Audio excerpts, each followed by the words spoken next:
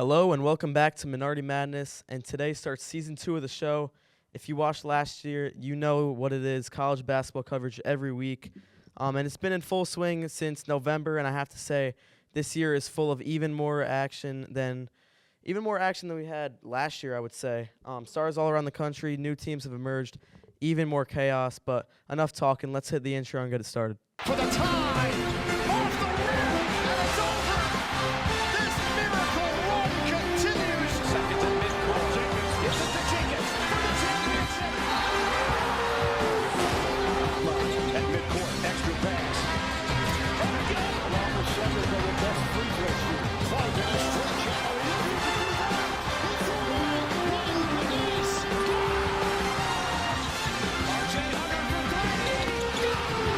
The lob, and that will do it. Do you believe it? For just the second time ever.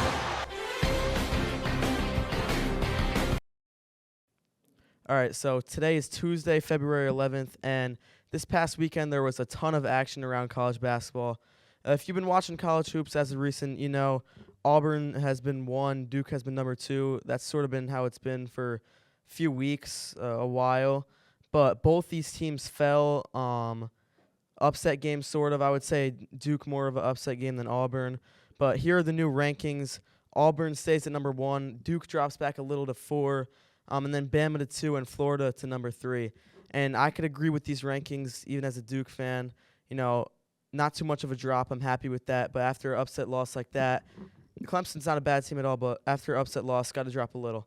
Talk about some new faces in the rankings. Clemson, as I was saying, they're ranked number 23. And I think they're a little bit underrated. I think they could even be a little bit higher than that. And then Creighton, they moved to number 24. They hopped back into the rankings. They've been hot. Just came off of a big win. And then some teams that made jumps, hot teams. Number 13, Arizona. They were number 20 last week. A few big wins. They just beat Texas Tech. Number 16, Wisconsin. They jumped up 5 spots. And then St. John's, they've just been rolling. Only jumped up 3 spots, but 12-9.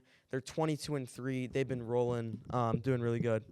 Some notable drops is number 18, Marquette now. They were 11 last week, so a big drop after 2 losses in the past 2 weeks. And then UConn, they dropped back out of the rankings. Not sure if they should have dropped all the way out, but that's what happened after the St. John's loss. I'll talk more about all that and different actions going on with different teams. But right now, I want to talk about some upsets because that sort of seemed to be the theme of this past weekend. There were quite a few. First off, Creighton, they took down number 11 Marquette. And honestly, I don't really even see this as too much of an upset. You know, Big East game, it's always a big game between these two teams. And Creighton's now 18-6 and on a 9-game win streak. So I think it just took a little bit of time for them to fully figure things out. They got a lot of veteran guys. They're on a 9-game win streak, so I think they're going to keep climbing through the rankings after this week. And they also they won 77-67, moving Marquette all the way back 7 spots. And Marquette's looking a little bit rough right now. We'll see what they can do. But they're starting to really put it together. Creighton, you know, Ryan Kalkbrenner, we expected him to have a big season, averaging 19-8. Stephen Ashworth, 17-4. You know, you could say these two guys are a little bit old for college, but you know they're balling. They're doing what they need to do. And Pop Isaac, 16-5-4. These guys have been great all year, and I think Creighton they could emerge as one of the best teams in the Big East. Next upset, Kansas State. They take down Kansas, 81-73. Kansas sort of struggling to live up to the full hype they had before the season. Almost like last year, they're just struggling to put it all together. Number 1 in the preseason, and they're just really they're not playing the way that people expected. And it sort of seems like this happens every year. You know, Kansas State takes one of those games versus Kansas. They sort of always get a game on them, but it's always fun to watch. And Kansas State they get themselves another big upset win right after beating Iowa State the last week. And then moving forward, Clemson, like I said, they upset number 2 Duke. And as a Duke fan, this game just frustrated me. But Clemson, also a very underrated team. if they're going to lose to a team in the ACC, I think it'll be Clemson. Clemson now 20-5, led by Chase Hunter. He's been a stud all year. And Clemson's second in the ACC, 12-2 behind Duke at 12-1.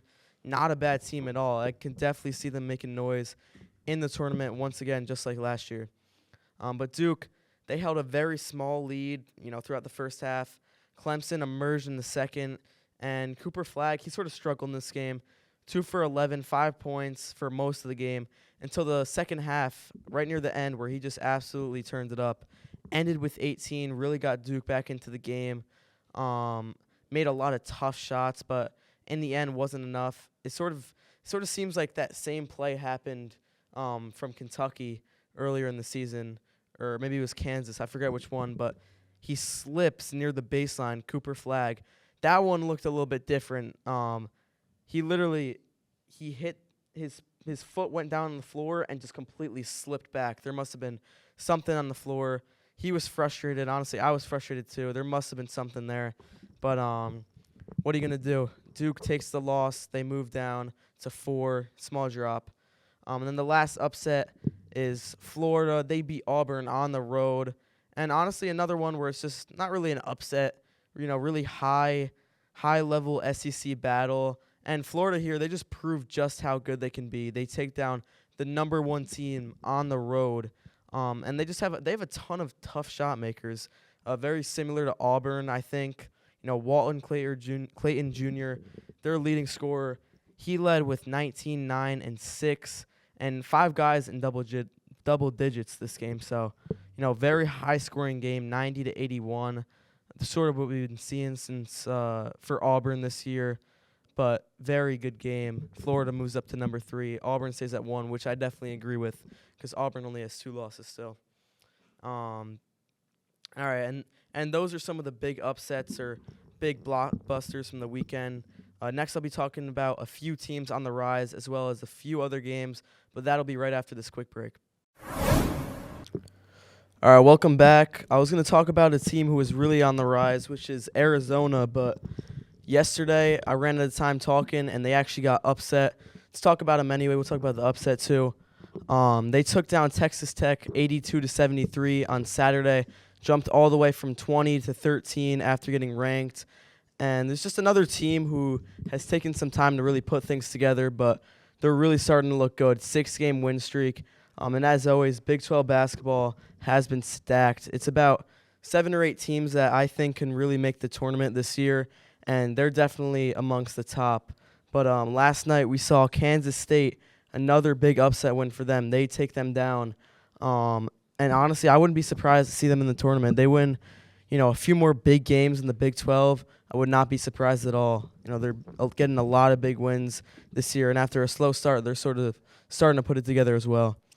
And then I also want to talk about St. John's, who is just on a roll. They're winning 10 in a row now, 22-3, coming off a 68-62 win versus UConn. That was last Friday, and what a game that was. I think the main thing that was taken away from that was just what a defensive performance from St. John's that was. I mean, Rick Pitino has them playing amazing defense in his second year as head coach. R.J. Lewis Jr., he led with 21 points. He's been their leading scorer. Kadari Richmond has been really good, but Lewis Jr. hit that tough mid-range shot. He's been a stud all year. I think he's definitely the best player on the team, also along with Richmond. St. John's is looking scary this year. Pitino's got them playing killer defense. I'll be excited to see what they could do the rest of the season. And then real quick, last game I'll be talking about, Texas A&M versus Missouri over the weekend. What a game that was. Came down to the last shot, and we knew who that was going to be for. Wade Taylor, their best shot maker, Texas A&M. Texas A&M, they take it 67-64 on that big shot from Wade Taylor. Just a dime, and then he hits the contested shot to put them up 3 and take the game. Texas A&M now number 8 in the country and 18-5. A big year for the Aggies after sort of a mid-year last year, getting eliminated from the tournament first round. But for Missouri, I would say don't count them out yet. Still ranked 21st, 17-6, a great year for them to start, especially after a horrible year last year. So both these teams, really the whole SEC, is on a roll this year. But, all right, before we wrap it up, just want to talk about a few good games ahead of us. Was going to talk about them yesterday, but these games happen. Tennessee versus Kentucky. Kentucky takes that one by 10. They sweep Tennessee for the year. Kentucky's just, sort of struggling to put it together fully, winning some big games. Also have lost a few questionable ones. So Kentucky, they can be dangerous, but they can also, quickly get eliminated. UConn versus Creighton, that also happened. UConn gets the very important win. They beat Creighton, who's also, we talked about, they've been very hot, but, very close win. UConn takes that one, so good win for Dan Hurley and his guys. And then this weekend on Saturday, we have Purdue versus Wisconsin, Houston versus Arizona, and number 1 versus number 2, Auburn versus Alabama. I would say Purdue is probably going to take the game versus Wisconsin. Wouldn't be surprised if Wisconsin takes it because they've really been on a roll. I think Houston beats Arizona. And in the highly contested matchup, I'm going to take number 1 Auburn. And then Sunday, Creighton versus St. John's. I'm going to be really excited to see who wins that one, but I think St. John's continues to roll heading into the next week. But that's going to be it for this week. Thanks for tuning into the first episode of the new season, and stay tuned because we have a whole lot of college basketball ahead of us.